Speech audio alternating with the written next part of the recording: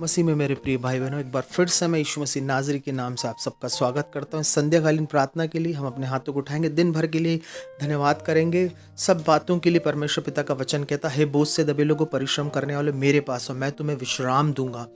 और जब आप परमेश्वर के पास आते, यीशु मसीह के पास आते, वो आपकी बोझ को ले लेता। अगर आज आपके ऊपर कोई बोझ है, उसके ऊपर रख दीजिए, विश्वास के साथ रखो कि परमेश्वर, मैं इस बोझ से दबा हुआ हूँ, मैं दुख से, इस तकलीफ से, इस समस्याओं से, झंझटों से, परेशानियों से, आज उस बोझ को अपने ऊपर मत रखो, यीशु मसीह के ऊपर रख दो पवित्र आत्मा की सहायता से।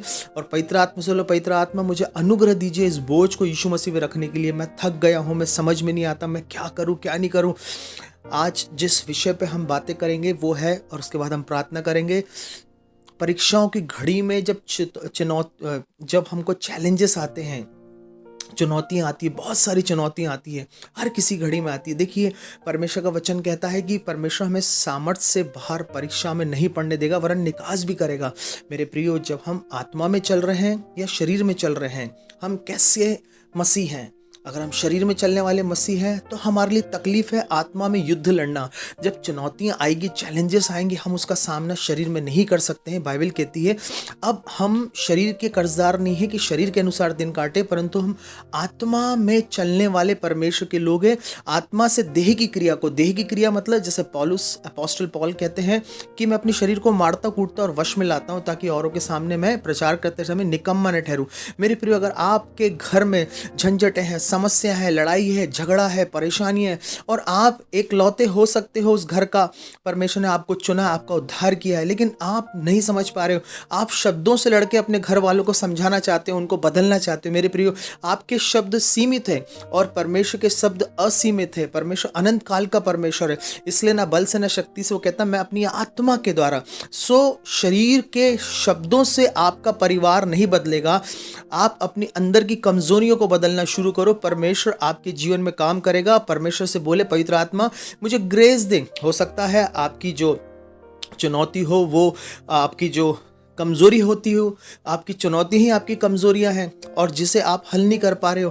बाइबल कहती है कि मैं अपना आत्मा अंत के दिनों में सारे प्राणी पे उंडेलूंगा और वो स्वप्न देखेंगे, दर्शन देखेंगे। मेरे प्रियो, कई बार जब हम शरीर में चलते हैं, अर्थात हम पाप में रहते हैं और पाप के कारण से हमें दर्शन नहीं आते हैं, और अगर हम स्वप्न भी देख रहे हैं, बाइबल कहती है कार्य की अधिकता के कारण हम वही सपने देखते हैं हम जो कार्य करते हैं, तो फिर हम परमेश्वर से कैसे मुलाकात करेंगे। और हमारी प्रार्थना का जीवन नहीं है और चुनौतियां आ रही है, चैलेंजेस आ रहे हैं, तो हम कैसे उस परख परीक्षाओं से होकर पार गुजरेंगे। अगर हमारी प्रार्थना का समय केवल 5 मिनट या 10 मिनट है तो चुनौतियां बड़ी है। और जैसे बीमारी टीबी की है और लेकिन हम गोली खा रहे हैं क्रोसिन की या पैरासीटामोल की, तो कैसे क्रोसिन पैरासीटामोल से टीबी की बीमारी को हटा सकते हैं। उसके लिए टीबी की गोली खानी पड़ती है। लेकिन बाइबल कहती है कि जितनी बड़ी समस्या होती, आपकी प्रार्थना, आपका उपास का जीवन, आपकी जो चुनौतियां हैं जिसको आप फेस कर रहे हो, वो चैलेंजेस जिसको आप फेस कर रहे हो, आज पवित्र आत्मा आपको सामर्थ देगा उससे निकलने के लिए। और आज मेरे साथ आप प्रार्थना करेंगे कि पवित्र आत्मा मुझे सामर्थ दीजिए, मैं शरीर में नहीं आत्मा में चलना चाहता हूँ। जो आत्मा के चलाए चलते वही परमेश्वर की संतान है, बाइबल कहती है। और जब हम परमेश्वर के आत्मा के साथ, और आपका और मेरा आत्मा एक हो जाता, तो हम एक आत्मा हो जाती, फिर अलग नहीं होते। और जो शरीर में बीमारियां, झंझटें हैं, वो समस्या है, आप अपनी बुद्धि से चैलेंज को कितना दूर कर सकते हो।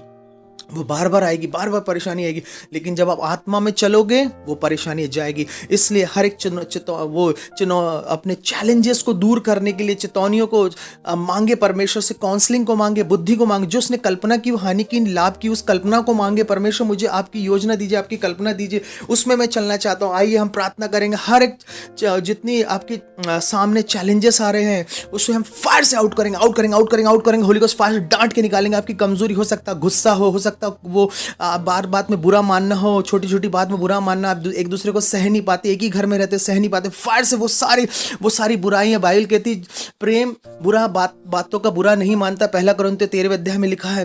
तो आपको बुरा नहीं मानना। अगर आपको बुरा लग रहा है किसी बात से, फायर से वो आउट हो जाए, वो सारी कमजोरियां निकले। हो सकता है वो नशे की कमजोरी, हो सकता है वो गंदी चीज खाने की, गंदी चीज बोलने की, गंदी गाली गलौज की कमजोरियां, जिससे आपकी आशीष रुकी, फायर से आज आउट हो जाओ, आउट हो जाओ, आउट हो जाओ, आउट हो जाओ। सारी चुनौतियों को जो आपके सामने, हो सकता है वो चुनौती आपका लोन नहीं दे पा रही, बाइबल कहती मैं यीशु मसीह कंगाल बन गया ताकि आप धनी बन जाओ।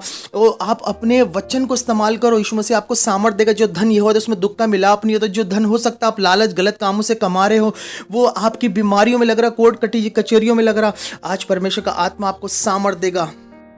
आज परमेश्वर का आत्मा आपको सामर्थ देगा उन चैलेंजेस से बाहर निकलने के लिए। अपने हाथ उठाए और परमेश्वर से बोले घुटनों पे, परमेश्वर ये वर्ष में अपनी कमजोरियों पे जय पाऊंगा, मेरे को मदद करे पवित्र आत्मा, मुझे ग्रेस दे अपने कमजोरी से बाहर आने के लिए। वो लोन, वो कर्जे मैं बार बार ले लेता हूँ, वो जो मेरी परेशानी का सबब बन जाते हैं, कुछ परेशानी में अपने ऊपर खुद लेकर आता, तो परमेश्वर मुझे अनुग्रह दिए, पवित्र आत्मा मेरी मदद करे इस कमजोरियों से निकलने में, इस ये चैलेंजेस से निकलने में, इन चुनौतियों से निकलने मेरी मदद करे पवित्र आत्मा। इस वक्त पवित्र आत्मा आपकी मदद करेगा जब आप पुकार रहे हो। बाइबल कहती है परमेश्वर ने सहायक आत्मा पवित्र आत्मा को भेजा आपकी मदद करने के लिए, ना बल से न शक्ति से, वो कह मेरी आत्मा के द्वारा। अगर आपके शरीर में कोई बीमारी, वो हो सकता है आपके लिए चैलेंज हो, लेकिन आज वचन कह रहा यीशु कोड़े खाने से आप चंगे रहो। परमेश्वर अपना वचन भेज के चंगाई छुटकारा दे। पुराना सर दर्द, वो बहनें जिनको बच्चे नहीं है, और जो बांझ लोग उनको समाज कहता है, लेकिन आपको परमेश्वर बांझ को लड़कों के आनंद करने वाली माँ बना रहा, वो पुरानी बीमारी आ रही, यीशु कोड़े खाने सारी बीमारियां चंगी हो चुकी है। यीशु के नाम से हम धन्यवाद करते। कमेंट सेक्शन में लिखें आमीन, अपनी बातों को लिखें, लाइक करें और सब्सक्राइब करें और गवाही के साथ आए। May God bless you.